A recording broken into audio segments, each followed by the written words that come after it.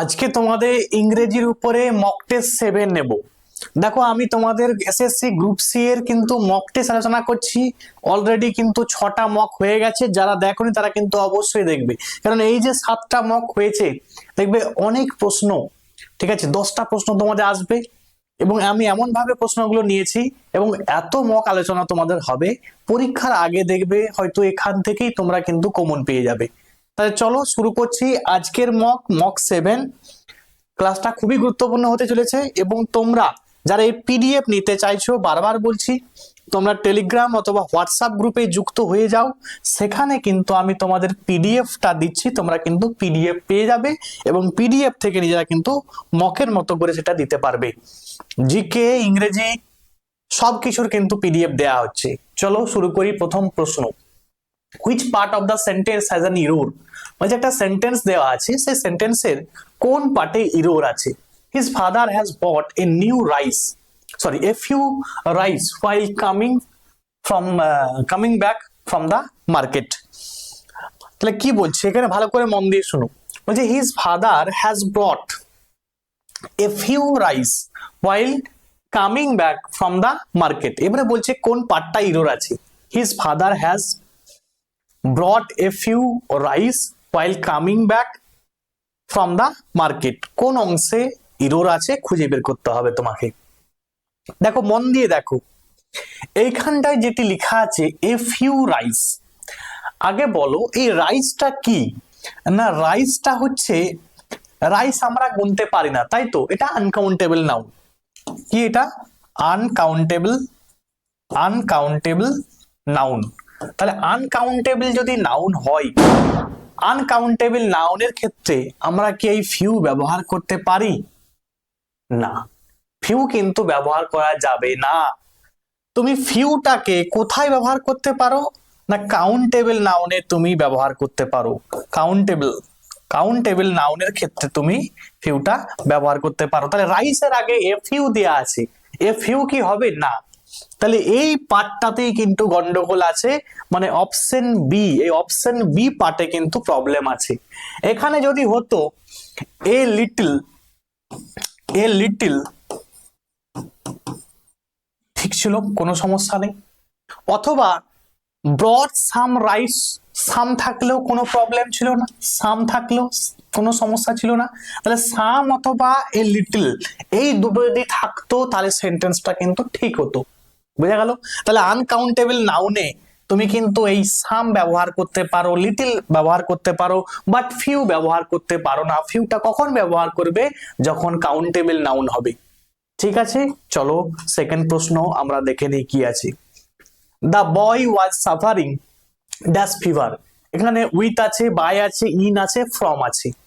এই প্রশ্ন বহুবার এসেছে বিসিএস এ, ডব্লিউবিসিএস এ দেখবে অনেকবার এই প্রশ্নটা কিন্তু এসেছে।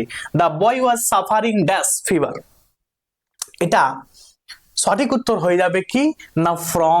ফ্রম ফিভার কিন্তু এখানে হয়ে যাবে সঠিক উত্তর।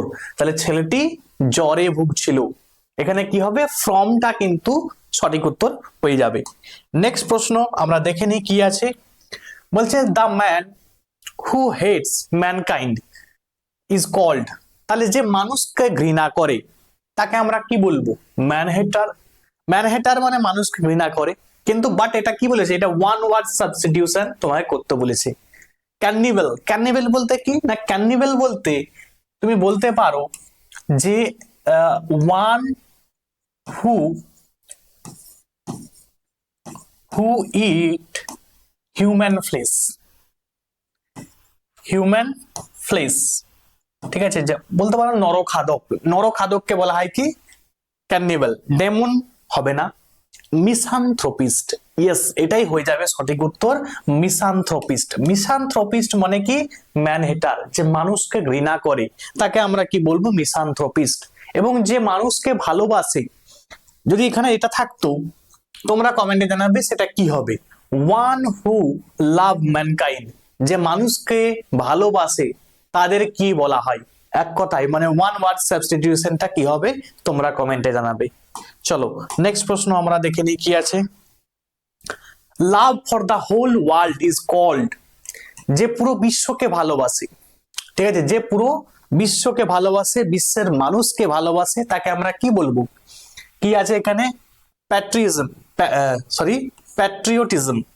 প্যাট্রিয়টিজম যে প্যাট্রিয়টিক মানে কি, যে তার দেশকে ভালোবাসে, তাহলে আমরা কি বলতে পারি?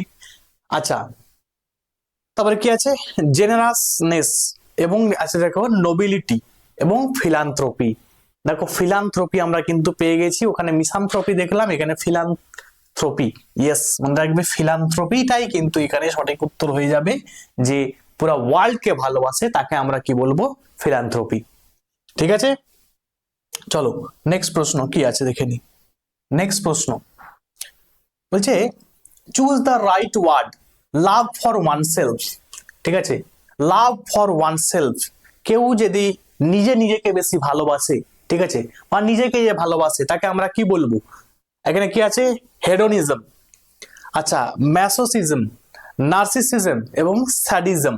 ঠিক আছে, এটা মনে রাখবে, সঠিক উত্তর হয়ে যাবে কি? নার্সিসিজম। মানে যে নিজেকে ভালোবাসে তাকে বলা হবে কি? নার্সিসিজম। এটা দেখতে পাচ্ছ হেডোনিজম। হেডোনিজম, হেডোনিজম বলতে যে প্লেজারের খোঁজ করে, ঠিক আছে, যে প্লেজার, সুখ সুখ খুঁজে বেড়ায়, তাকে আমরা কি বলবো? হেডিজম। এবং স্যাডিজম বলতে কি? যে স্যাডিজম বলতে যে অন্যকে দুঃখ দিয়ে নিজে প্লেজার, নিজে আনন্দ পায় আর কি, তাকে আমরা বলবো স্যাডিজম।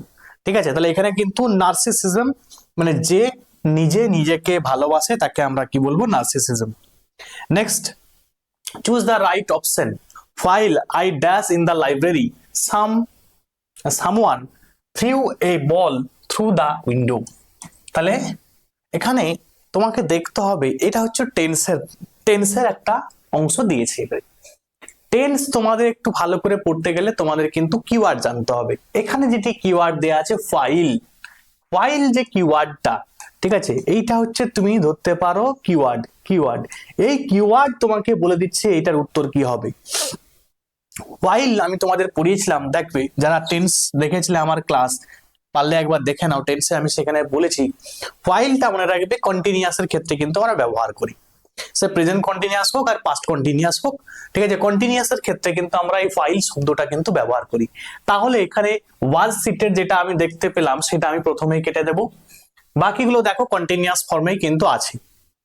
ঠিক আছে, এবারে দেখো তাহলে আমি আমার এখানে প্রেজেন্ট কন্টিনিউয়াস হবে না পাস্ট কন্টিনিউয়াস হবে সেটি আমাকে বুঝতে হবে। এই প্রেজেন্ট হবে না পাস্ট কন্টিনিউয়াস হবে, এই দুটো নিয়ে কনফিউশন।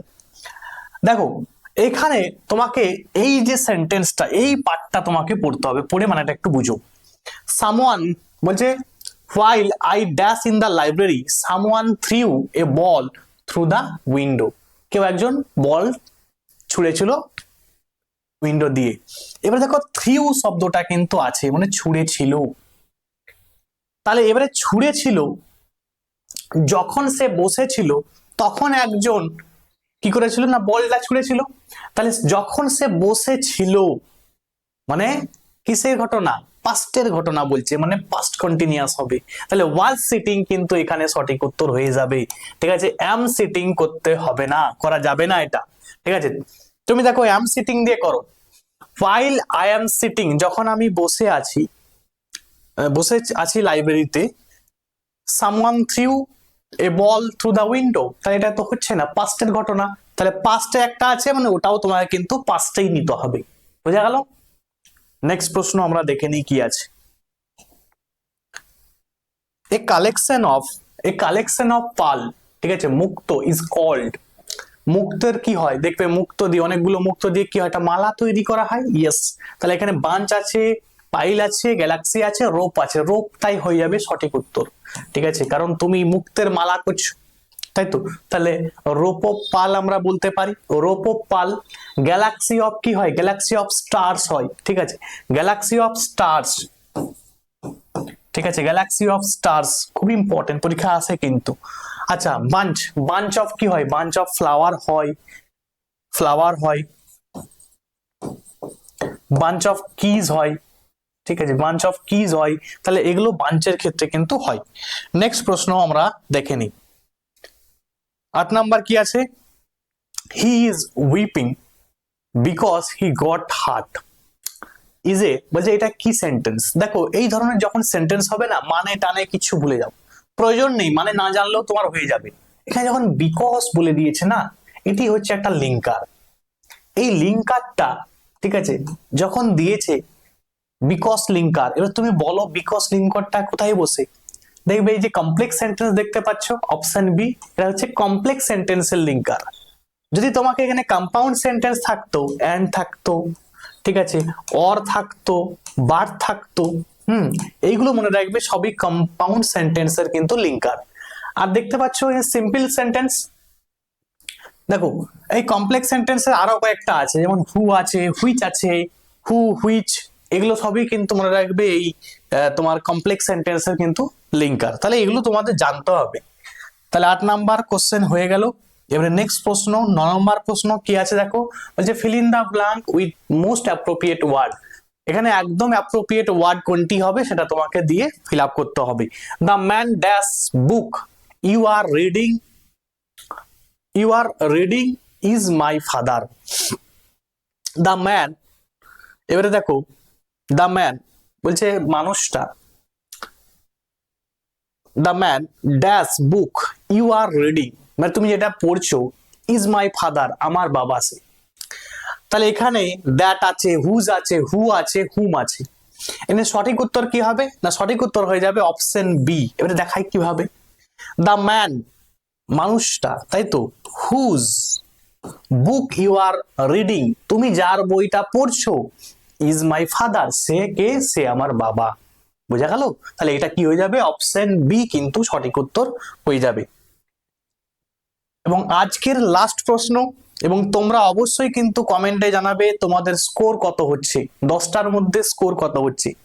নোম্যাড, নোম্যাড মানে কি, মানে যে যাযাবর, যাযাবর, ঠিক আছে, যে যাযাবর তাকে আমরা কি বলি, নোম্যাড বলি।